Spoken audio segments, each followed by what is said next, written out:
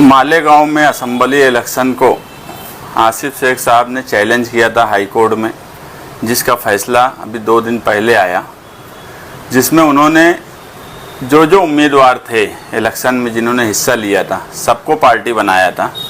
Respondent number 5 की हैसियत से शान-ए-हिंद को भी पार्टी बनाया गया था और कॉन्स्टिट्यूशन और पीपल्स एक्ट के खिलाफ ये इलेक्शन हुआ।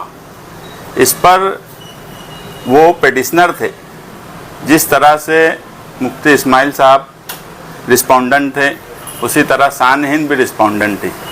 हमने जो है पिटिशनर की साइड से 9 जून 2025 को रिप्लाई एफिडेविट हाई कोर्ट में दाखिल किया था, जिसमें हमारा सिर्फ 2 मुद्दे पर हमने एफिडेविट फाइल किया था कि जो इलेक्शन के वक्त में मौजूदा एमएलए ने अपने प्रचार के वक्त जामा मस्जिद से ये कहा था कि खातून क़यादत नहीं कर सकती, खातून को वोट नहीं देना चाहिए।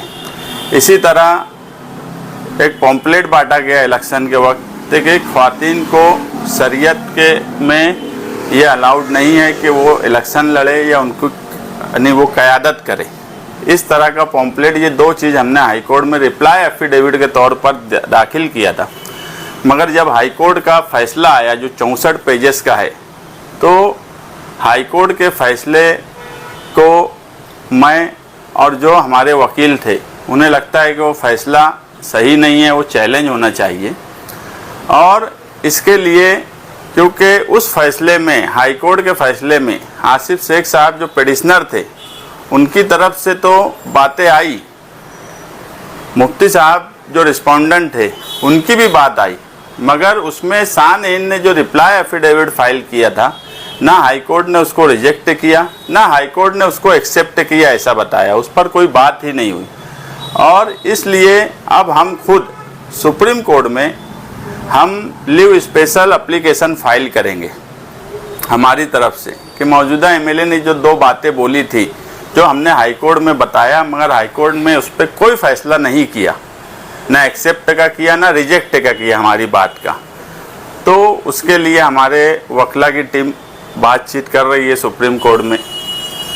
सॉलिसिटर ऑफ जनरल जो फॉर्मर थे हरीश साल्वे साहब, उनकी टीम से भी बातचीत हो रही है, वो अभी लंदन में है। उनसे अगर बातचीत होंगी हम उनको सारे पेपर्स देने वाले हैं। मतलब ये है कि हम एक बेंच मार्क बनाना चाहते हैं, लड़ाई पूरी लड़ना हमारा मकसद है। अगर हाई कोर्ट में कुछ बात पर फैसला नहीं हुआ है तो उसको चैलेंज करने का इख्तियार है। अभी तक हमने मुफ्ती साहब के इलेक्शन को हमने चैलेंज नहीं किया था, अब हम खुद चैलेंज करने जा रहे हैं कि हाई कोर्ट ने हमारी बात नहीं सुनी और उस पर कोई रिप्लाई नहीं दिया अपने ऑर्डर में, तो उस फैसले को हम चैलेंज करेंगे। क्योंकि मजहब का सहारा अपने मतलब से लेना, मौजूदा एमएलए अपने मतलब से लेते हैं। यही एमएलए पार्लियामेंट इलेक्शन में सोबत आई बच्चाओं के लिए वोट मांगे, उस वक्त वो खातून उम्मीदवार है, ये उनके लिए नहीं थी बात। कारपोरेशन इलेक्शन में 50% ख्वातीन को टिकट दिए, उस वक्त भी वो बात उनके लिए नहीं थी। मगर जब अपने मतलब की बात आती है तो शरीयत को अपने हिसाब से इस्तेमाल करना, और जब अपना मतलब निकल जाए तो शरीयत को उस हिसाब से इस्तेमाल करना, ये बात न कॉन्स्टिट्यूशन के लिए बराबर है न शरीयत के हिसाब से बराबर है कि अपने मतलब से सिर्फ इस्तेमाल करना, और हर वक्त ये चीज़ होती है।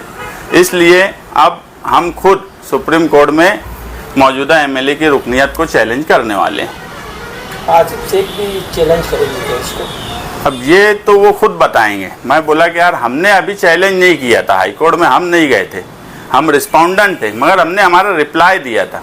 अब हम खुद उनकी रुकनियत को सुप्रीम कोर्ट में इस हाई कोर्ट के फैसले में जो हमने 9 जून 2025 को एफिडेविट फाइल किया था, उस पर हाई कोर्ट के जज का कोई फैसला नहीं आना, ये हमको लगता है कि हमारे साथ अन्याय हुआ है, इसलिए उसको चैलेंज करना चाहिए। अब आसिफ शेख साहब क्या करेंगे ये उनका फैसला है।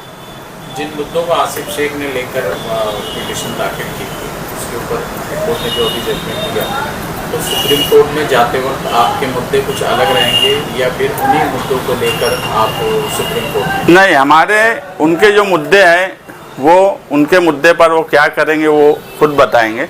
हमारा मुद्दा सिर्फ ये है कि जो इलेक्शन के वक्त इन्होंने खातून को वोट नहीं देना, इस तरह की जो बयानबाजी की, इस तरह के जो पॉम्पलेट बांटे, हम सिर्फ इतने मुद्दे पर ही सुप्रीम कोर्ट में चैलेंज करने वाले हैं।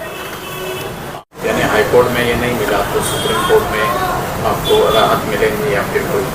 हाँ, मुझे पूरी ऑर्डर पढ़ने के बाद हमारी लीगल टीम, हमारे सीनियर काउंसिल से मैं कल मुंबई में मिला, उनका भी ये बोलना है कि जिस मुद्दे पर सबसे अहम फैसला होना चाहिए था, उस मुद्दे पर हाई कोर्ट ने शान हिंद के रिप्लाई पर कोई ऑर्डर नहीं किया, इसलिए ये ऑर्डर हर हाल में चैलेंज होगा। और हमें उम्मीद है, और लड़ाई जो है, अगर कुछ गलत हुआ है तो उसके खिलाफ लड़ाई पूरी होना चाहिए।